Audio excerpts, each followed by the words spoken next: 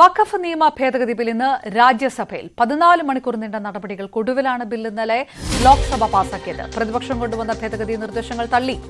ബില്ലിനെതിരെ സുപ്രീംകോടതിയെ സമീപിക്കുമെന്ന് DMK അറിയിച്ചു.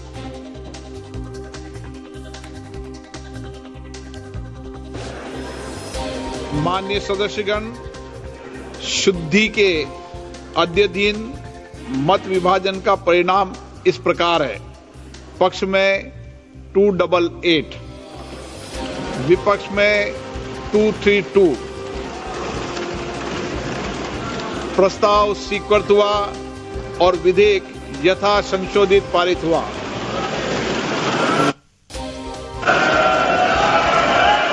लॉबी खोल दी है माननीय सदस्य, लॉबी खोल दिए, लॉबी क्लियर कर दी है। अब हम आइटम नंबर 13 सभा के निर्णय के लिए ले रहे हैं। प्रश्न ये कि विधेयक पर विचार किया जाए। जो सदस्य इसके पक्ष में हाँ कहें, जो सदस्य विरोध में ना कहें। मेरे विचार में निर्णय हाँ वालों के पक्ष में, हाँ वालों के पक्ष में विधेयक पर विचार करने हेतु प्रस्ताव को स्वीकृत किया गया। अब सभा विधेयक पर खंडवार विचार करेगी। प्रश्न ये कि खंड 2 विधेयक का अंग बने। जो सदस्य इसके पक्ष में हाँ कहें, जो सदस्य विरोध में ना कहें। मेरे विचार में निर्णय हाँ वालों के पक्ष में, हाँ वालों के पक्ष में खंड 2 विधेयक का अंग बना। माननीय मंत्री जी, संशोधन संख्या 2।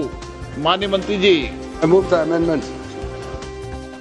രാഗേഷ് വിശദാംശങ്ങളുമായി ചേർന്നു. രാഗേഷ്, രാജ്യസഭയും കടക്കുന്നതോട് ബില്ല് നിയമമാകുന്നു. 95-ലെ വഖഫ് ആക്ട് തന്നെ ഇല്ലാതാകുന്ന രീതിയിലേക്ക് അത് ഏത് തരത്തിൽ രാജ്യസഭയിൽ നിന്ന് ഇത് പുറത്തു കടക്കും എന്നാണ് വിവരം? അപർണ, രാജ്യസഭയിലും ബിൽ പാസ്സാക്കിയെടുക്കാൻ സർക്കാരിന് പ്രതിസന്ധിയില്ല. കാരണം ഇന്നലെ തന്നെ ലോക്സഭയിലെ പോലെ തന്നെ രാജ്യസഭയിലും സർക്കാരിന് അംഗബലമുണ്ട്. കാരണം 237 നിലവിലെ രാജ്യസഭയുടെ നിലവിലെ അംഗബലം. 119 അംഗങ്ങളുടെ പിന്തുണയാണ് വേണ്ടതെങ്കിൽ 122 അംഗങ്ങളുടെ പിന്തുണ സർക്കാരിനുണ്ട്. അപ്പോൾ ലോക്സഭയിലേതുപോലെ തന്നെ രാജ്യസഭയിലും ഇന്ന് ബില്ല് പാസ്സാകും. ഏതായാലും നിലവിലെ ബിസിനസ് അഡ്വൈസറി കമ്മിറ്റി നിലവിൽ 8 മണിക്കൂർ ചർച്ചയാണ് നിശ്ചയിച്ചിരിക്കുന്നത് രാജ്യസഭയിലും. പക്ഷേ അത് ഒരുപക്ഷെ ആ സമയത്തിൽ ഒരുപക്ഷെ മാറ്റമുണ്ടാകാൻ സാധ്യതയുണ്ട്. അങ്ങനെയെങ്കിൽ കഴിഞ്ഞ ദിവസത്തേതുപോലെ തന്നെ രാത്രി വരെ രാജ്യസഭയിലും ചർച്ച നീളാൻ തന്നെയാണ് സാധ്യത. പ്രതിപക്ഷം ഏതായാലും ഈ ബില്ലിനെ എതിർക്കുന്ന നിലപാട്, ലോക്സഭയിലെ പോലെ തന്നെ എതിർക്കുന്ന നിലപാട് തന്നെയായിരിക്കും രാജ്യസഭയിലും സ്വീകരിക്കുക. സർക്കാരാകട്ടെ രാജ്യസഭയിലും ഇന്ന് ബില്ല് പാസ്സാക്കി നാളെ സഭാ സമ്മേളനം അവസാനിക്കുകയാണ്. അതിനു മുമ്പ് രാഷ്ട്രപതിക്ക് അയച്ച് നിയമമാക്കുക എന്ന ലക്ഷ്യമാണ് സർക്കാരിനുള്ളത്. ഏതായാലും ഇന്നലെ കേരളത്തിൽ നിന്നുള്ള അംഗങ്ങളിൽ 20 അംഗങ്ങളിൽ 18 പേർ ബില്ലിനെ എതിർത്ത് വോട്ട് ചെയ്തു. സുരേഷ് ഗോപി ബില്ലിനെ അനുകൂലിച്ച് വോട്ട് ചെയ്തു. പ്രിയങ്ക ഗാന്ധി വോട്ടെടുപ്പിൽ പങ്കെടുത്തിരുന്നില്ല, സഭയിൽ ഉണ്ടായിരുന്നില്ല. പ്രിയങ്ക ഗാന്ധിയുടെ അസാന്നിധ്യം ഈ ഘട്ടത്തിൽ ചർച്ചയാകുന്നുണ്ട്. പ്രത്യേകിച്ച് ഇടതു പാർട്ടി അംഗങ്ങൾ ഉൾപ്പെടെയുള്ളവർ പ്രിയങ്ക ഗാന്ധി എന്തുകൊണ്ട് പങ്കെടുത്തില്ല എന്ന ചോദ്യം ഉന്നയിക്കുകയാണ്. പ്രത്യേകിച്ച് രാഹുൽ ഗാന്ധിയുടെ കാര്യത്തിലൊക്കെ തന്നെ പറയുന്നത് രാഹുൽ ഗാന്ധി പ്രതിപക്ഷ നേതാവാണ്, അദ്ദേഹത്തിന് തിരക്കുകൾ ഉണ്ടാകും, അതുകൊണ്ട് തന്നെ മുഴുവൻ സമയം സഭയിൽ പങ്കെടുക്കാൻ കഴിഞ്ഞോളണമെന്നില്ല. പക്ഷേ പ്രിയങ്ക ഗാന്ധി എന്തുകൊണ്ട് പങ്കെടുത്തില്ല എന്ന ചോദ്യം ജോൺ ബ്രിട്ടാസ് അടക്കമുള്ളവർ ഉന്നയിക്കുന്നുണ്ട്. പ്രത്യേകിച്ച് CPM-ന്റെ പാർട്ടി കോൺഗ്രസ് മധുരയിൽ നടക്കുകയാണ്. ഇതിൽ തന്നെ പല MP-മാരും മധുരയിൽ എത്തിയ ശേഷമാണ് ഈ ബില്ല് ലിസ്റ്റ് ചെയ്യുന്നത്. അതിനുശേഷം പാർട്ടി നിർദ്ദേശപ്രകാരം അവർക്ക് ഡൽഹിയിലേക്ക് തിരിച്ചു വരേണ്ടി വന്നു.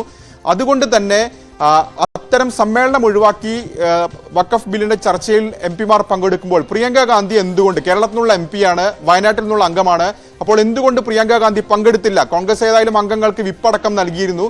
പക്ഷേ പ്രിയങ്ക ഗാന്ധിയുടെ അസാന്നിധ്യം സാമൂഹ്യ മാധ്യമങ്ങളിൽ ചോദ്യം ചെയ്യപ്പെടുന്നുണ്ട്. ഒപ്പം ഇപ്പോൾ പ്രതിപക്ഷത്തു നിന്ന് തന്നെ CPM അടക്കമുള്ള കക്ഷികളും ചോദ്യം ചെയ്യുകയാണ്. ഈ വിഷയത്തിൽ ലീഗ് അടക്കമുള്ളവരുടെ നിലപാട് എന്തെന്ന ചോദ്യം കൂടി ചില അംഗങ്ങളൊക്കെ ഉന്നയിക്കുന്നുണ്ട്. ഏതായാലും നിയമപരമായ വഴിയിലേക്കും പ്രതിപക്ഷ കക്ഷികൾ കടക്കുകയാണ്. മുസ്ലിം ലീഗ് നേരത്തെ തന്നെ പ്രഖ്യാപിച്ചിരുന്നതാണ് വഖഫ് നിയമം പാസ്സായാലും സഭയിൽ എത്തും, സുപ്രീം കോടതിയെ സമീപിക്കും എന്നവർ വ്യക്തമാക്കിയിരുന്നതാണ്.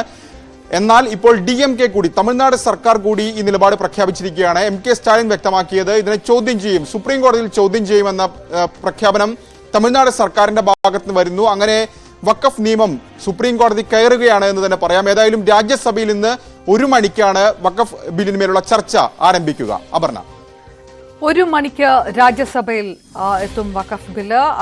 പാസ്സാകുന്നതോടുകൂടി ബില്ല് നിയമം ആവുകയാണ്.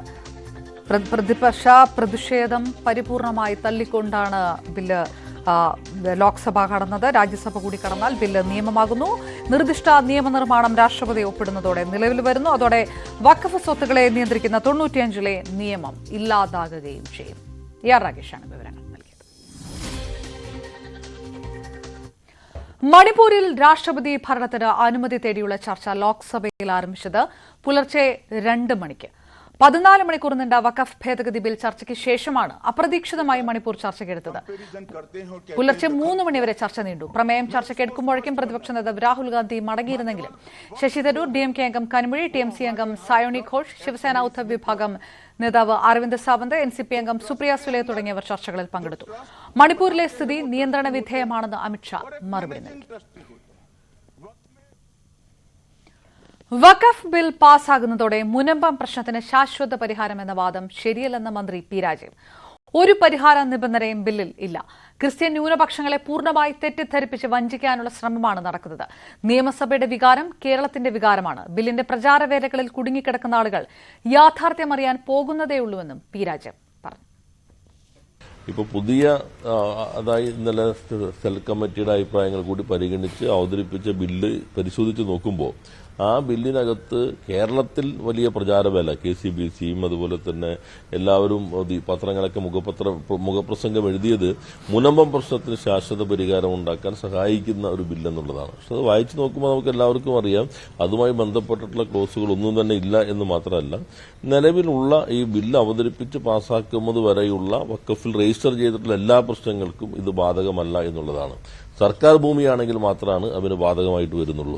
അപ്പോൾ അത്തരത്തിലുള്ള ഒരു പരിഹാര ക്ലോസും ഇല്ലാതെ പൂർണ്ണമായിട്ടും തെറ്റിദ്ധരിപ്പിക്കുന്ന ശ്രമം നടത്തുകയാണ്. ഈ ബില്ലിന്റെ പേരിൽ മതവിശ്വാസ സ്ഥാപനങ്ങൾക്കകത്ത് കടന്നു കയറാനുള്ള നീക്കം ഒരു വശത്ത് നടത്തുമ്പോൾ മറുവശത്ത് ക്രിസ്ത്യൻ ന്യൂനപക്ഷങ്ങളെ തെറ്റിദ്ധരിപ്പിക്കാനും വഞ്ചിക്കാനും ശ്രമിച്ചിട്ടുണ്ട് എന്നതുകൂടി നമ്മൾ കാണേണ്ടതുണ്ട്.